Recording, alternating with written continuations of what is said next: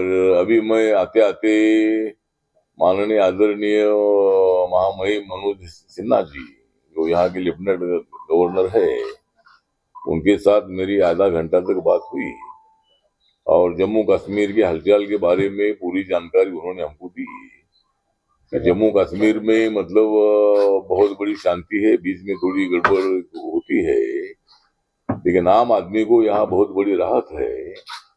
और जब से 370 आर्टिकल हटाया है तब से यहाँ देखा जाए तो कम से कम 2 करोड़ 11 लाख से ज्यादा टूरिस्ट आए हैं, और उसमें फॉरेनर भी है, इंडियन भी है, और लोगों को अभी डर नहीं लगता है। मतलब पहले तो यहाँ श्रीनगर आने के लिए, जम्मू आने के लिए डर लगता था, लेकिन अभी स्थिति ऐसी है कि लोगों को बिल्कुल डर नहीं लगता है।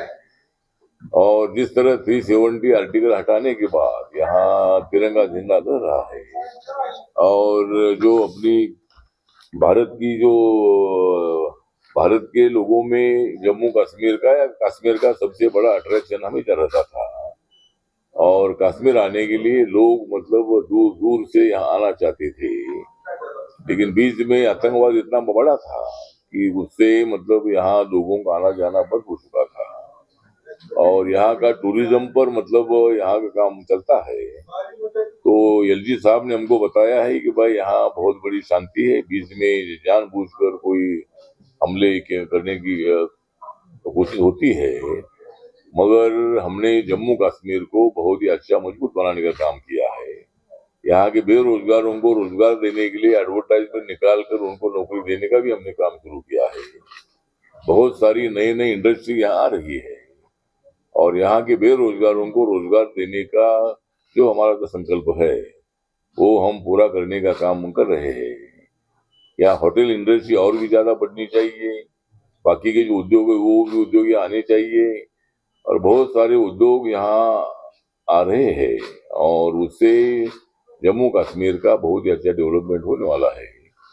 जिस तरह माननीय अमित शाह जी ने 370 आर्टिकल हटाते वक्त जम्मू कश्मीर का स्टेट का दर्जा जो तो खत्म हो गया था, और जम्मू कश्मीर को मतलब क्या बोलते हैं यूटी जो है, जम्मू कश्मीर को यूटी और लद्दाख की अलग यूटी अनाउंस की थी। लेकिन तभी माननीय अमित शाह जी ने अनाउंस किया था कि माननीय मोदी जी की सरकार जो है, ये सरकार बहुत ही जल्द यहाँ असेंबली का चुनाव करेगी और जम्मू कश्मीर को स्टेट का दर्जा दिया जाएगा।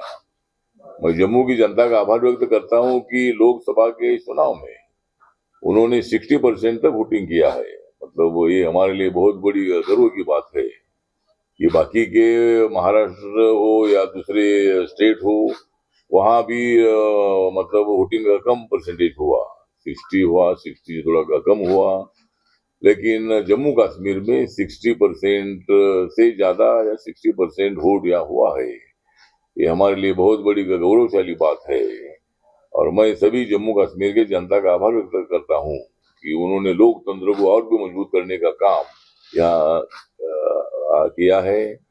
और अभी बहुत जल्द ही शायद महाराष्ट्र का, हरियाणा का, झारखंड का चुनाव अक्टूबर में होने जा रहा है, तो शायद अक्टूबर के पहले ही यहाँ स्टेट का दर्जा अनाउंस किया जा सकता है, और यहाँ इलेक्शन अक्टूबर में आ सकता है।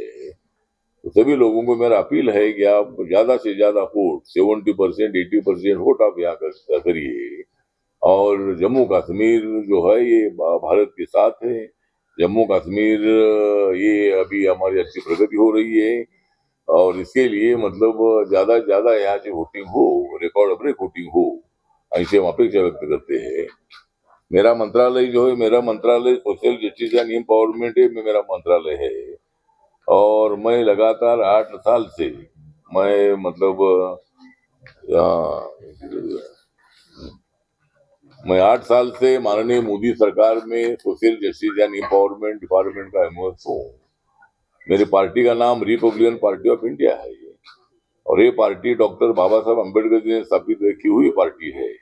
दलित हो, आदिवासी हो, ओबीसी हो, माइनॉरिटी हो या जनरल कैटेगरी के लोग हो, जो जो लोग संविधान को मानते हैं वो सब हमारे पार्टी के मेंबर बन सकते हैं। और जम्मू कश्मीर में हमने हमारी पार्टी भी शुरू की है। हमारे हरमीत जी है, हरमीत हमारे सरदार जी है, लेकिन उनका पूरा बचपन और पूरी जिंदगी जम्मू कश्मीर में गई है। वो जम्मू में रहते हैं और उनको हमने यहाँ का पार्टी का अध्यक्ष बनाया है जम्मू कश्मीर का।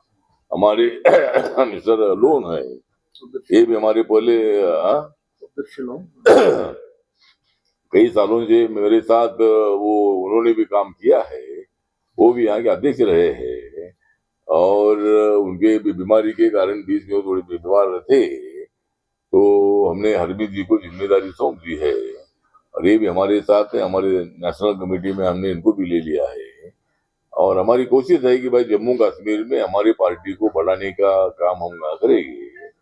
और आने वाला विधानसभा का जो चुनाव है, जो 90 सीटों पर चुनाव होगा, उसमें 10-15 सीटों पर हम भी चुनाव लड़ने का काम करेंगे।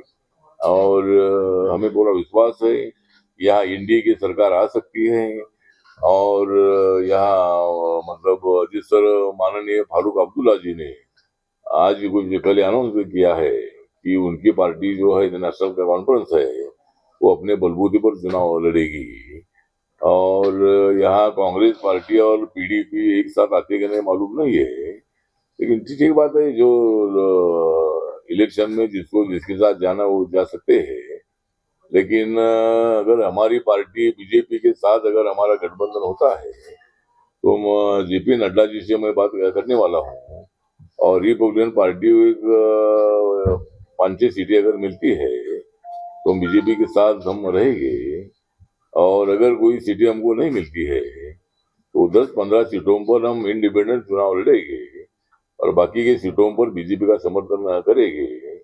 और हमें पूरा विश्वास है कि जिस तरह माननीय मोदी जी के नेतृत्व में मतलब देश भर में बहुत सारा काम हुआ है, जम्मू कश्मीर में भी बहुत सारा काम हुआ है, इसीलिए मतलब यहाँ एनडीए की सरकार आ सकती है, बीजेपी की सरकार आ सकती है।